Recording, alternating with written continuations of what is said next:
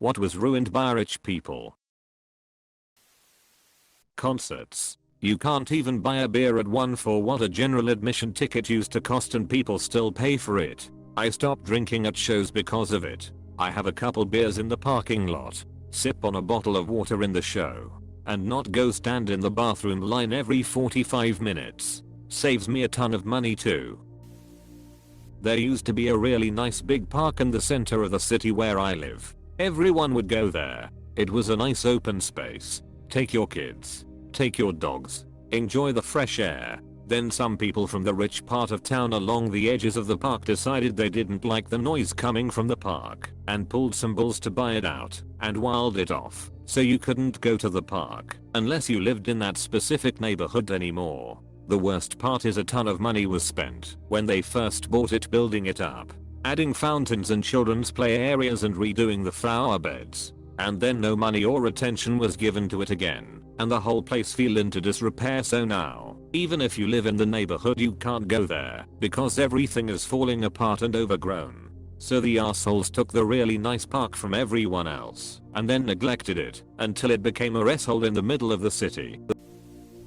Clothing brands. Carhartt, Dickies, Levi and many more. Like, why did a Dickies shirt go from $15 to almost $40 in a few years? I remember not long ago Champion was a cheap Walmart brand no one wanted. Now it's an overpriced name brand. I don't understand it.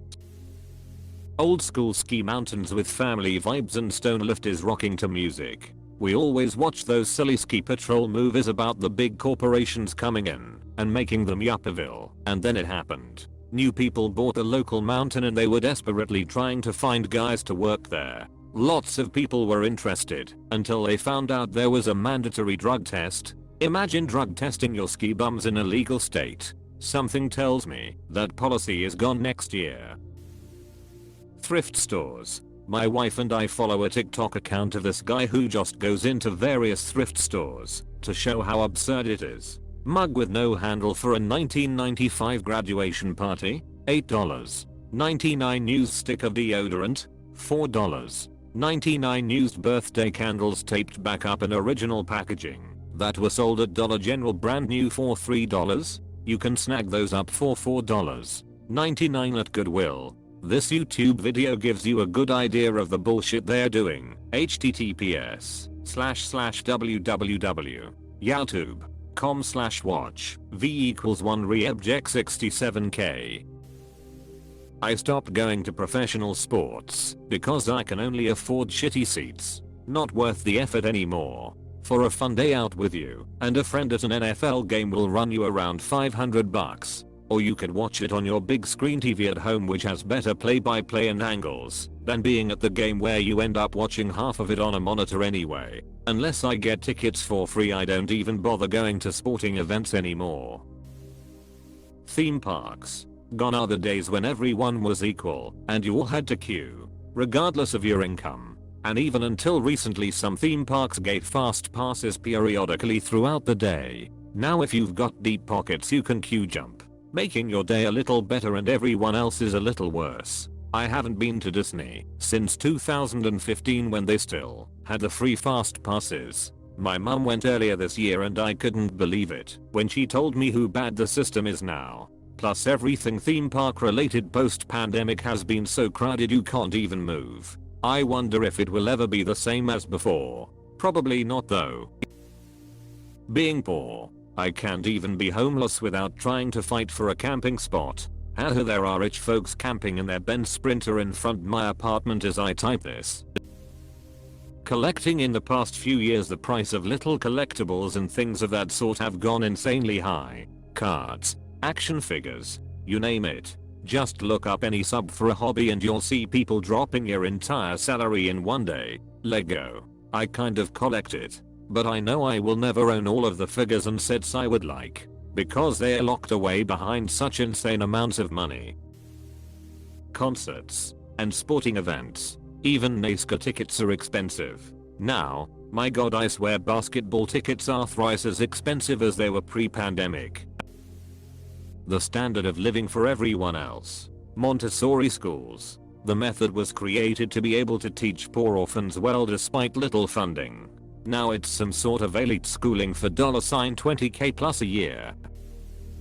Instagram. When it first launched, we were content to post grainy pics of our average looking sandwich that we made ourselves, or a mundane selfie. The background and the angle didn't matter. Studies show that, since the wealthy started sharing their lives on IG, our collective standard of living changed, and it's trickled down to our influencers mimicking wealth down to average users. We're exposed to yacht parties, expertly organized and color-coded walk-in closets, high-end facials and party-planned gender reveals. We're benchmarking our posts with professional photographers and videographers, elevating our expectations for everything. Edit. For those saying, just don't use it. It's influenced every aspect of society, whether you're on it or not. Collectively, society aspires to a flashier existence. Instagram has inspired new aesthetic-forward businesses like restaurants and coffee shops. Tourism. https://opanaxis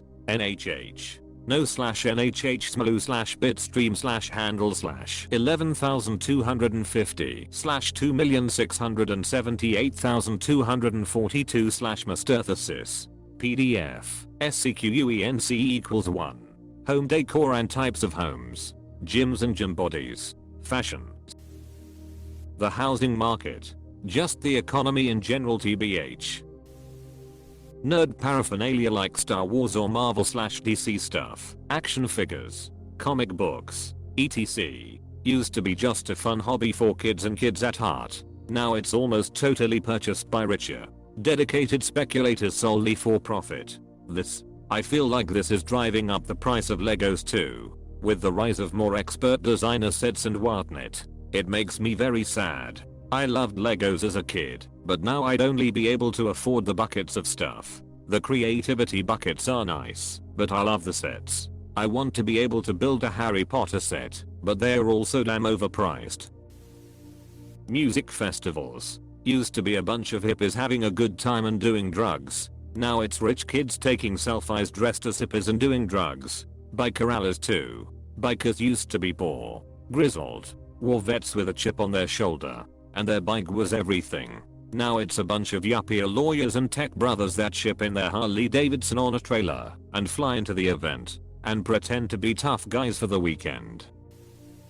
Any hobby where there's potential profit. Now you've got dickheads like the Logan Paul ruining Pokémon cards. Not because they are into them, because they like Pokémon, but because they read the stories about the rare cards and just hammer their endless piles of cash into getting everything.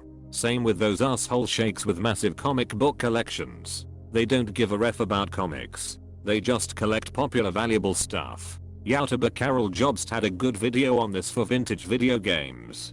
Basically, a new grader named Water Games came out of nowhere. Claimed to be the lead in the industry for rating inbox games. Entirely false. Multiple others already existed, and the owner had zero history. Any game Water listed was sold by Heritage Auction House for over $1 million. You used to be able to get a like new inbox Mario Brothers Northeast's game for like $1,000 if someone was selling. Now they are millions a piece, until they got sued. Very much a plainly obvious scam. Burning Man was the first thing I thought of when Mark Zuckerberg is helicoptering in to stay in a billionaire camp with air-conditioned mobile homes. Burning Man has lost whatever counterculture standing it had. Burning Man used to be a communist spiritual orgy fest for hippies. Nowadays Burning Man is an unhygienic luxury orgy fest for rich hipsters. Edit. Communist as in sarcasm. Geez, chill out. Renting the overabundance of Airbnbs and $2,000 studio apartments in rural/suburban places is outrageous and ruining the possibility for low-income and working-class people to have a roof over their heads. I live in New York State, and ever since COVID all these city riches are buying up all the cheap places in the country to try and make a profit, as if they need any more money. FAIRBNB. Alternative title. F unregulated short-term rental markets. Cheap foods, like chicharrones or taletano. I'm from Mexico. When I was a kid, taletano was something that were even gift and meats market. Now they sell you a damn bone-in meat price or even higher. The same with chicharrone. That was really cheap to buy, but with rich people discovering how good it is, now is impossible. All places up the prices because rich people buy it at high rates and don't know what the heck they are shopping anyway. Brisket used to be a leftover cut given to the workers who figured out how to make it awesome. Now we have brisketflation and rich people smoking them on their $1,500 Bluetooth enabled pellet smoker.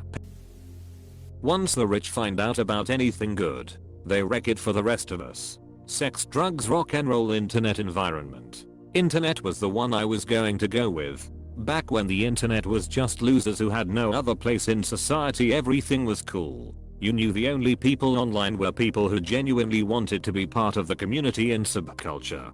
Then the rich people found out about it, and now it's nothing but ads, subscriptions, fees, data gathering, and rich people pretending to be hip.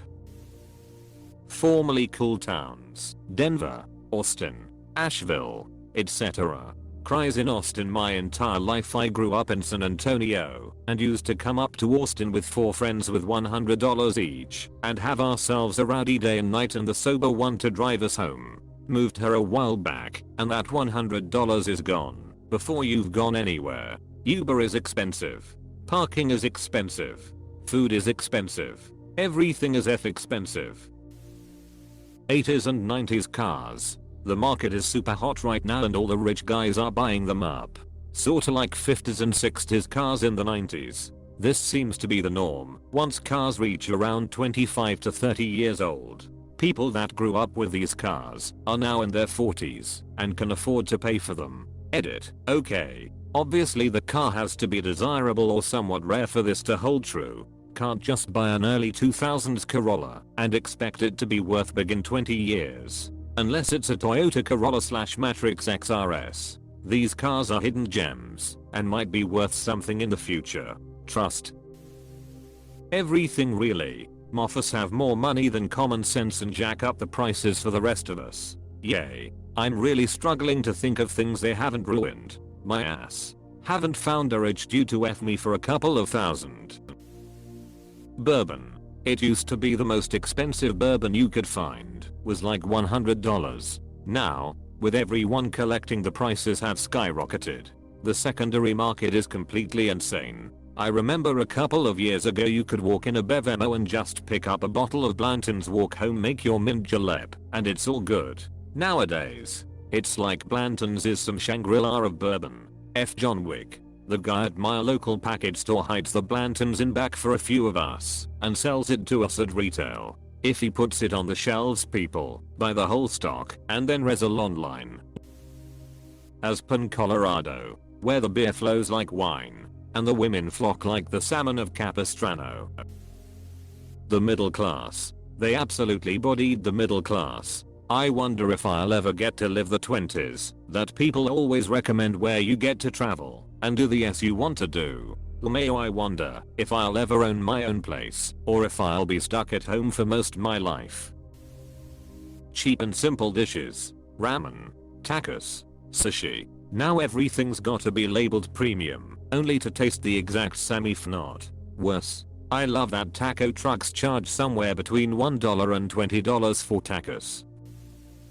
My hometown. A lot of the long-time locals here are working class, and it used to have a bigger sense of community. In the recent decade, rich people have decided that it's a cute small town with pretty scenery to buy a second home to rent out to other rich people who want to visit. Many of the long-time residents here are struggling to keep / find homes. Meanwhile, rich people who just discovered this small town can easily buy a home or rent an overpriced Airbnb. Literally disgusting here now.